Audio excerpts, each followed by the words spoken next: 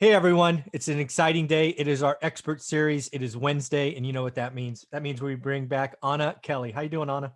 I'm great this morning. Hi. Hi. No, the audience loves you. You are a frequent follower by my channel, so they really like hearing what you have to say.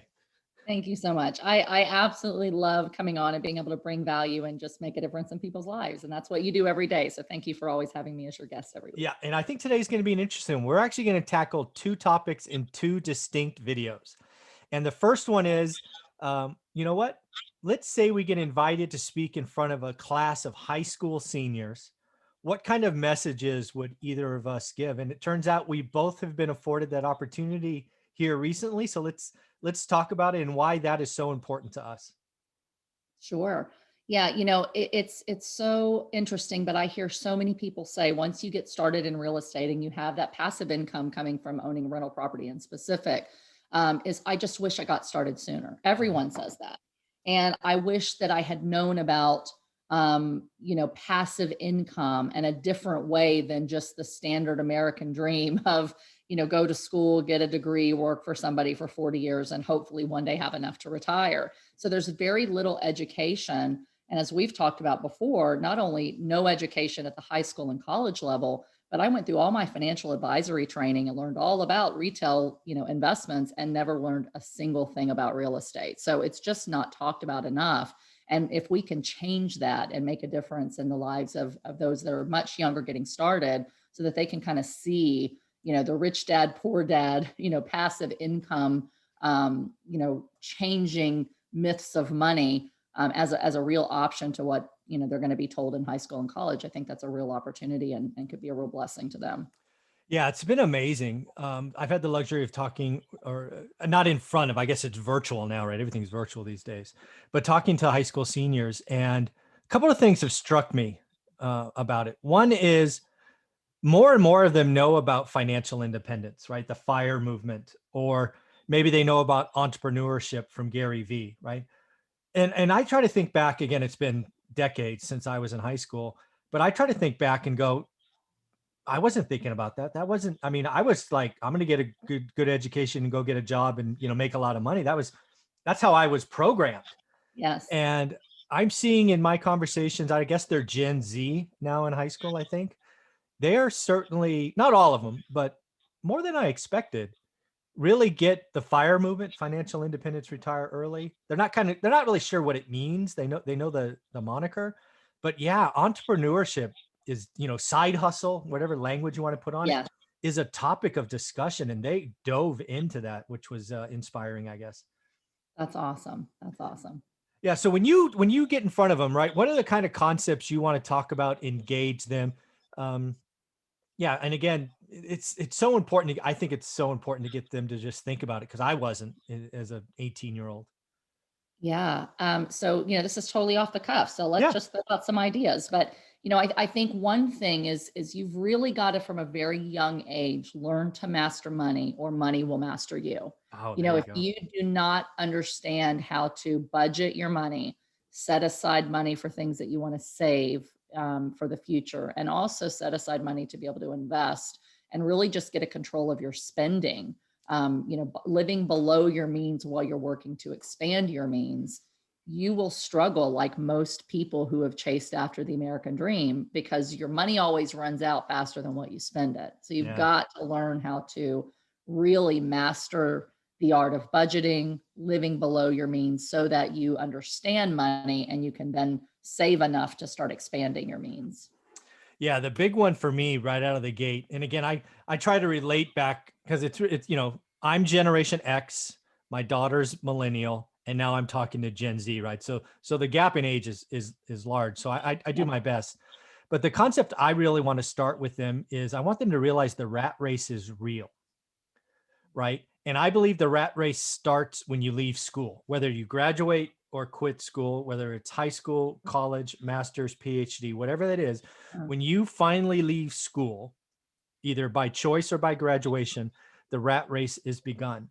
So that's the first thing I want people to see. And then I try to use the wheel analogy, right? You get to decide how big that wheel is, right? Are you going to make 200 grand a year like doctors? Well, you're going to have lifestyle creep and the wheel's going to get really big. Or can you live on $2,000 a month? And that number is important because I ask all of them, how many of you can live on $2,000 a month? And again, they have no context, right? They're 17 and 18. All of them raise their hands. They're like, shoot, man, I'd be balling on $2,000 a month, right? And the point there is if that's true, I promise you, all of you 17 and 18-year-olds, you could be financially free by 25. Yeah. But you got to stay at $2,000. And Yes. the next hit is most of you won't. Most of you will get the ticket to the out of the rat race or in the rat race. You will get a good job. You'll get that signing bonus or whatever it is. Then you go buy that BMW or that Lexus or that new whip.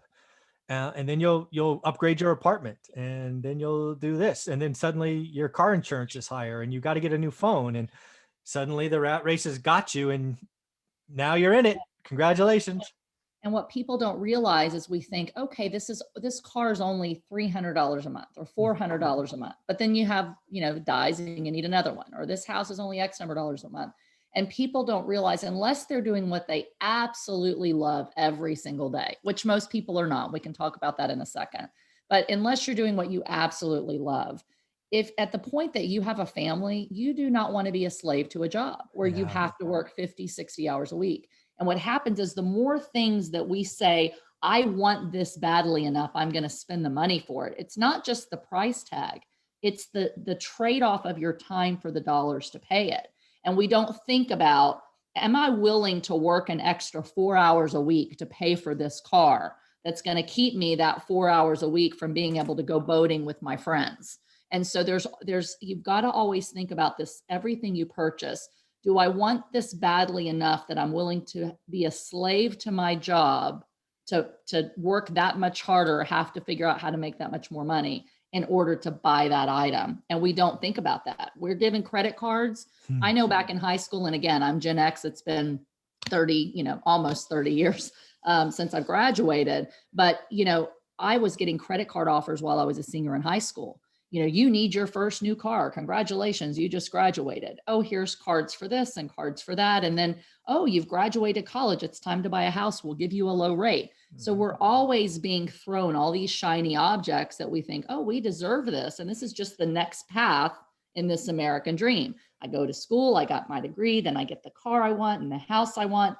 And we don't think, wow, now we have all this debt. And that $2,000 a month number that we talked about now is $4,000 a month, and I've got to double my income. You only do that by working harder, unless you understand passive income in a way to get that, so that you can then expand your spending. Yeah. I'm glad we're talking about this, because another key for my conversation is really two things. One is, you're absolutely right. I want them to think about turning, like when you see a price tag, don't look at the dollars. I want you to internalize what time is, right? Yeah. Is this worth 6 hours a week or a month or whatever? Right. I would love it. And again, that's funny. Somebody listened to me talk about this like a week ago, and he's working on an Excel spreadsheet for me. So it's funny how YouTube works. Somebody's already trying to put it together. But if you could just take it and make it a mobile app, right? It scans the price tag. You've input your numbers, your hourly wage, your taxes, and it goes boop, boop, boop, boop, boop, 17 hours. That's a different decision, right? Yes. So we got to think time. And then the other one I want them to realize, because again, at least and the funny thing is, I had a job. I was making 20 grand a year as a high school senior, which is pretty damn good for a high school senior, is gross versus net. Yeah. Right. Too many people go, hey, I make $10 an hour, $20 an hour. Well, I hate to tell you, you don't take home $20 an hour. Yeah. I'm saying 20. It's more like 14. At least a third of it's gone. At least. Yeah. Yeah. So again, that has been pretty, I guess I shouldn't be shocked, because again, I didn't know. So maybe shouldn't be a surprise that Gen Z doesn't get it, but the delta between kind of gross and net is shocking. It really is. Yeah. And that's one of the things that's powerful about real estate. Not only can it be passive and expand your means, but it also can be a big tax benefit. And so, high school students, college students don't really even understand the concept of too much tax beyond, sales tax and off their paycheck. But when you also realize that you have, state income tax and estate taxes one day, I mean, all kinds of taxes, then knowing how to legally minimize that tax burden is really important. Yeah. Another concept I want to make sure when I kind of educate them and walk through this is, and you kind of brought it up with the credit card example and all of those, but I really want them to realize that they have the choice. Nobody makes them sign a receipt, a loan, a credit card app. They have the choice. It is that almost just wave of pushing to, hey, you need a new car. You deserve a new car. You just that word, you deserve, right? You went to Yeah. school, you graduated, you deserve a new car. Yes. If you want financial independence, a 10 or 12-year-old Toyota or whatever, it's not a bad deal. I mean, I didn't have a new car for 15 or 16 years. I mean, Right, it's, right. you have And that's choice. one of the concepts, and I don't agree with everything that Dave Ramsey says, but I like Dave Ramsey a lot for beginners that are Oh really yeah. needing to learn how do you generally, budget your money, don't, master your money so it doesn't master you. That's probably from him that I heard Mhm. that phrase. But Probably. if you can learn how to live below your means for a while, then that's going to give you the power and the discipline that if you can be patient today, you could, he says, live like no one else today, like rice and beans and beans and rice, so that you can live like no one else tomorrow Yeah. and be financially free. And that's so true. I think we've talked about in some episodes, like you have to be mature in the art of delayed gratification. And we are so indoctrinated that we deserve, just like you said, whatever it is, or we just feel like if we just had this, we'd be happy. And things bring this like momentary, endorphin rush of excitement and feel good. And then it doesn't last. And so we're always chasing the thing that's going to make us feel valued or successful or whatnot. But if we can delay gratification, just an example for us, like when we learned the hard way that we were chasing things we shouldn't do, even though we were trying to live on a budget, we delayed a truck until we paid off our van. I mean, 7 years, truck with rust on it and, needed to be, replaced. But we're like, we're not going to do that. And we didn't buy a house. We bought a house at first, and we learned we shouldn't have done that. We should have taken some time to really build up and expand our means. So we rented a house for 4 years while we used that same money that we would have thrown on a house to buy our first investment properties that would then cover our mortgage on the next place. So if you can really have the discipline to live below your means, not chase after everything that you think is going to give you this temporary high, find a less expensive option for what it is that you want, like a used car instead of a brand new car with a payment. Rent while you're putting a down payment on your first rental property. If you can learn to live just a little below your means so that you can actually take that additional money and use it to expand your means through things like passive income, you'll get so much further ahead than all your friends that have all this stuff, but they're drowning in debt and going bankrupt in a few years. And that's the real problem of the American dream is people buy what they can't afford. You Mhm. lose a job and suddenly you have no money to cover it and you lose everything. Yeah. Millionaire Next Door is still the best book. And that book was written 40 years ago, 30 years ago, kind of highlighting. For me, it's always about Dr. North and Dr. South, right? Both doctors back in the 80s making 400 grand, which has got to be like 800 or 900 grand today. But one Yeah, of them was living the Millionaire Next Door dream and was, financially free. And the other couldn't rub $2 together. You can right. make 800 grand a year and be broke. Right, exactly, Yeah. exactly. And that's why I think we always have to be thinking about not only living below your means. So that's the part I liked about Dave Ramsey, but he really didn't talk about expanding your means other Yeah. than, work more hours, work harder, sacrifice. You'll never save your way to wealth, No. okay? What you'll save yourself from is headaches of drowning in debt. But you've all also, while you're living below your means, you've also constantly got to be putting in energy and time into saying, how can I now expand my means and have income coming in from multiple places where I don't dollar consistently. So, we go to a job, that's one means of income, but I got to trade my time. Every time I want a dollar, I got to work. So every Yeah. time I want to buy something, we talked about I'm going to have to work this many hours to do it. If I then shifted a couple hours a week of my time to thinking, what can I do to expand my means to make money come into me, whether I'm working that hour or not, that's where really the mind opening, expansion happens where we go, okay, there's more to just this, go to school, get a job, continue to work, but how can I make money in my sleep? And Yeah. that's really where real estate is so powerful, to be able to say, you know, if you're, like you said, if you're 19 and you can live on $2,000 a month, buy one or two rental properties, one or two 4-unit properties, you're set for life. You'd never have to work again. Exactly. So, and if you have a 6-figure job like we did, then it's going to take more of that. But if we can work a few hours a week to build that up to where that money is coming in consistently, we truly no longer have to trade our time for dollars. We're now only trading time because we're enjoying what we're doing, and we're enjoying expanding our means even more and more and more. Yeah. So as I wrap up my conversation with the high school seniors, what I'd really want to take away from that is financial independence is awesome, right? Yeah. It's awesome. It's really do what you want with whom you want, whenever you want. Yeah. It's freedom like I've never seen. 2, it's possible for everyone. It's possible for everyone. That's the beauty of living in the US, is it truly is possible for anyone. If people from our starting point can do it, right, which we both started very modestly, it's possible for anyone. The other one is the rat race is real, right? You're about to leave school, and some of you are not going to go to college. So congratulations, here's your ticket, right? Choose to get in or not. Others are going to go to college. Just know that your ticket's coming, right? In 2, 4, Yeah. 5 years. Yeah. So those are things that I'd really want to is close with. Again, financial independence is awesome. You're about to have a lot of choices, right? Mom and dad aren't going to be there anymore. Right. And And I think just to add to that, Michael, I think it's very, very important. And I have a senior, as we've talked about, and we're still trying to figure out, what does he want to do? And I say, there's so much pressure on young people that by the time you graduate, before you graduate, high school, you better know what you want to do. You're going to pay 6 figures to get an education to do that thing that you want to do.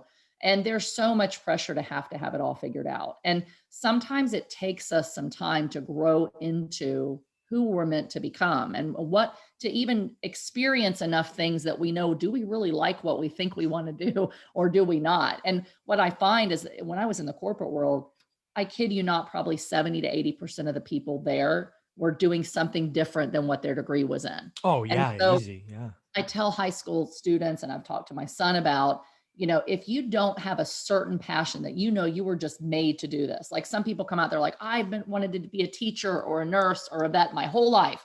Well, then great, and go on. But most Congrats. are like, what am I going to do that's going to make me the most money? They don't think, what are my skills and my passions, and will I really even like it? And so Yeah. tons of kids switch majors, they blow all this money and credits that they can't use. I really think that people need to sit back and think really hard about, who am I? What makes me tick?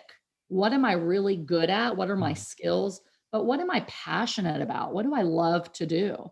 And if you see a job that has a price tag that you think, I'm going to make this much money, but it's not something you're going to be passionate about, you are going to be burnout, and you're going to hate what you do. And you're just going to be in that rat race even worse, because you're working a job that you don't like, and you got a degree you don't like. You got to work many hours that you don't like in order to pay for the car and the house. At least wait and do something that you're really passionate about. And if you don't know in the first couple of years, take your basic courses to get your associates, and then get a business degree or a finance degree, something that's going to help you to analyze running a business, managing a business, running financials, so that you understand your own, and hopefully rental property or something one day. But really figuring out what you want to do. And until don't spend a ton of money on an education that you're not sure that you want. And the same thing with real estate. Some people get in real estate and they think, this is just too hard. I don't like it. I don't like being a landlord, or I don't like flipping properties. There is a niche in real estate for every person. And you just have to figure out what you're good at, what you're passionate about, and then find other people that can mentor you and help and guide you into trying different ways of getting involved in real estate, till you find the niche that excites you. Because then when you get rid of the rat race, you get rid of the full-time job, and you have this financial freedom on $2,000 a month, then you can work in real estate to build up that passive income in a way that you're going to be excited and passionate about doing every single day. Yeah. And you've got to really think about that. Otherwise, you're just going to try it out and say, it's too hard, I don't like it, and give up. But give yourself the freedom not to have the pressure that you have to have it all figured out by the time you're 22 or 24 or 25. Most of us didn't start that young. The sooner you can figure it out and think about it, the better off you'll be. But just don't give yourself too much pressure. You have to have it all figured out, but start getting in the game of thinking about how can I create passive income and become financially free doing what I love. I think that's wonderful advice. We'll wrap it up there. Again, finding a passion, something you enjoy doing is really a secret of life. I mean, if you can wake up Yeah. energized every day versus dreading it, life gets easier. Yes, for sure. Very cool, Anu. This has been a lot of fun. I look forward to our next conversation. Sounds awesome. Thank you.